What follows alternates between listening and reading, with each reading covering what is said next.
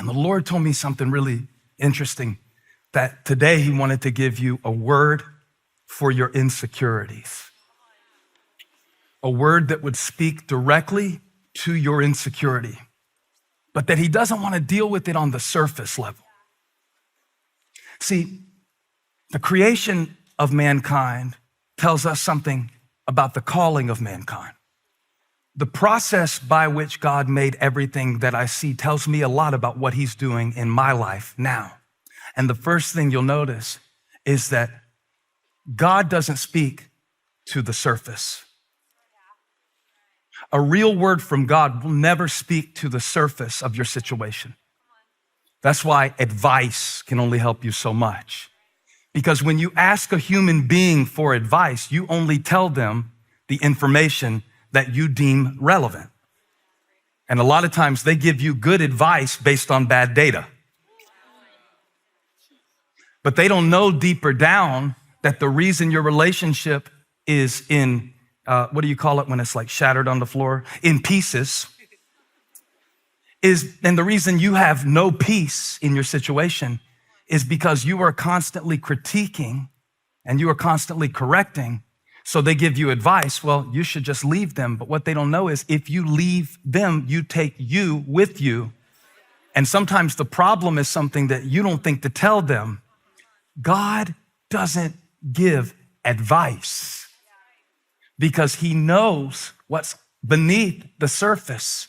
So while you're praying about symptoms, God is prescribing a remedy and a cure for what is causing the sickness. That's what makes him the great physician. Is it just me, or could we go home and we already got our gas money worth out of that? Because I want to know what "and God said." And God said. Because when God spoke, remember, he's been busy. We jumped right into the middle of the creation story. We didn't even talk about all that God did in the first 4 days. I feel kind of bad skipping it because it's amazing stuff. When he said, "Let there be light," and light was like, okay.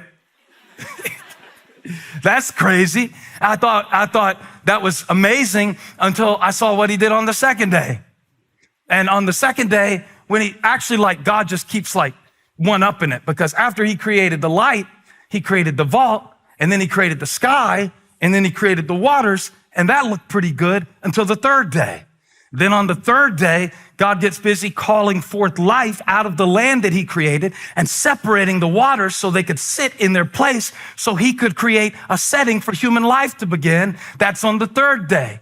And on the fourth day, I know you know this already because you study this stuff all week and you read your Bible and you never watch Netflix, and you've been reading Genesis chapter 1 too, and you even read it in Hebrew. But let me tell you what I learned this week. He gave the sun and the moon and the stars, which he hung in the sky that he created on the second day. And then on the fifth day, that's why I picked up on the fifth day, because the fifth day, God did something different that he didn't do any other day. Lean in for this. He made it, and then he blessed it. Study it for yourself at your leisure. At your leisure.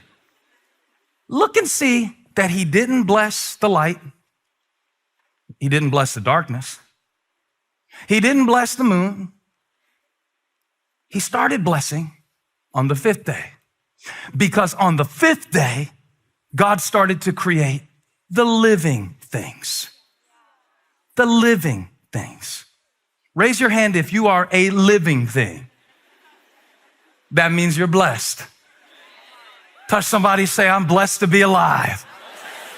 Oh, I know you've been complaining all week, but it's in the past. Now look at them again, say, "I'm blessed to be alive.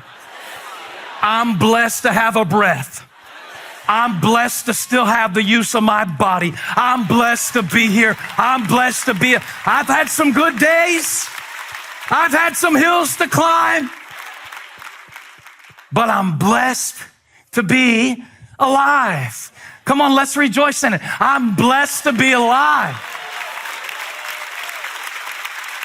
He didn't bless the bean sprout, but he blessed the bird. I wonder why. To me, I'm thinking that a bird is much less impressive than a star. But there was something about the bird, and there was something about the bass, fish, the bass and the bird, it's alliteration, people, that God blessed. And not only did he bless it, he directly created it. Now, watch this. Bible nerds wave at me. Bible nerds wave at me. Bible nerds wave at me. You love this little stuff. You don't just need a cliche to rhyme, and you don't need to start with all the same letter, but you really love the word of God. This is for you. When God told the land to produce vegetation, the land brought it forth. When God told the waters to bring forth the fish, it said that God himself brought them forth. But now, I'm gonna blow your mind even more. When he got ready to create you messed up you. When he got ready to make you, he did something he didn't do for the birds, the worms, the moon, the stars, the Big Dipper, the Little Dipper, the octopus, the crabs, the lobsters. None of them did he do this for. He bent down. And up until this point, everything he made with his mouth because he spoke it. When he made me, he got down in the dirt and made me by hand. Who are you? What is man? The psalmist said that God is mindful of him, or the Son of Man, that you would visit him, that God would stoop down in the dirt, and that divinity would touch dirt. And God didn't leave it up to the land to bring you forth. He got his hands dirty.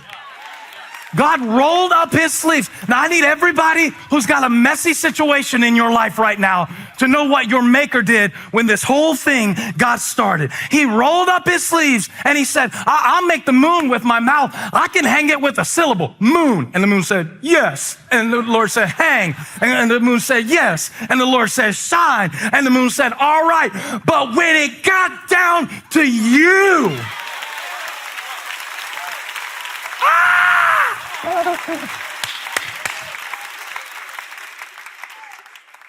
so it seems to me, if we believe Genesis 1:26, that I was made from a mess in the image of my maker, that there is no mess in my life right now that I cannot bring to my maker and expect him to say, I'll bless it anyway.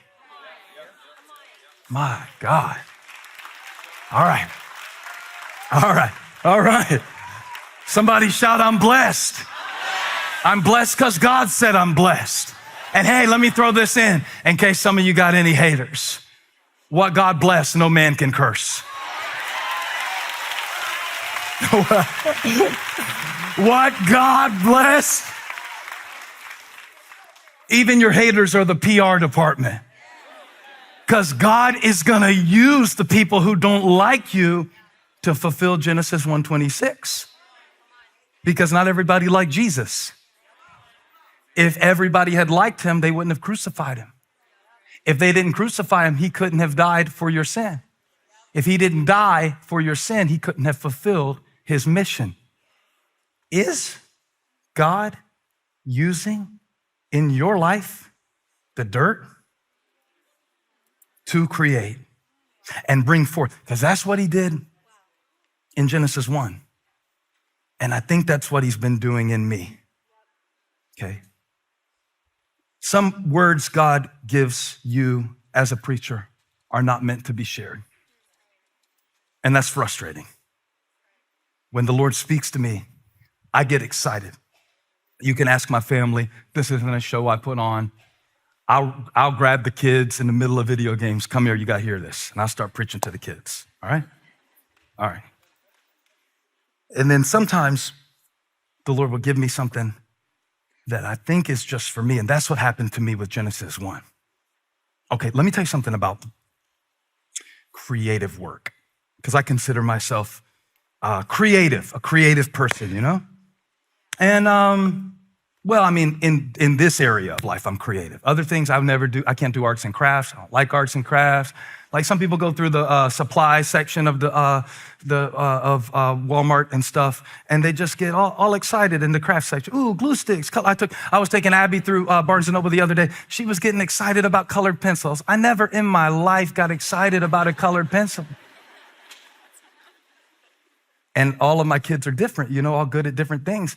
And it took me a while to realize that as God reveals your assignment in life, it will surface your insecurities. There's that word again, surface. Because remember, when God started, show them Genesis 1:2. I pulled this last minute to show you. It said that in the beginning, before God spoke anything, the Spirit of the Lord hovered over the waters. You have verse 2? Did y'all get it in there? I definitely gave it to them last minute, so it's not their fault. But look what it says, that the earth was formless and empty. Now, that just doesn't mean that there was nothing there. The connotation of these words in Hebrew is that it was chaotic. It was not just formless and void, it was chaotic. It was empty, and it was futile, frustrating. Like your life sometimes. Not all the time. I know right now you look amazing, but that's your surface self. That's your Sunday self.